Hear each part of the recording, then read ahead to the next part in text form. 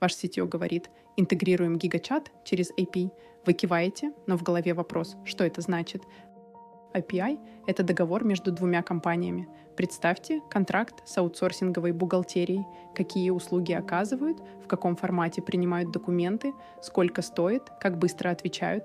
API то же самое, только между программами. Ваша CRM отправляет запрос в Яндекс.GPT по API в нужном формате, получает ответ. Никаких ручных операций. Через API Wildberries встроил ИИ в систему ответов продавцам, автоматическая обработка типовых вопросов.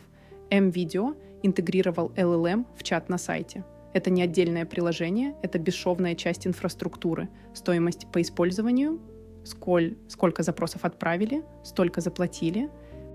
API превращает ИИ из отдельного инструмента в часть вашей экосистемы. Спросите IT, какие процессы можем автоматизировать через API. Здоровья, мира и добра.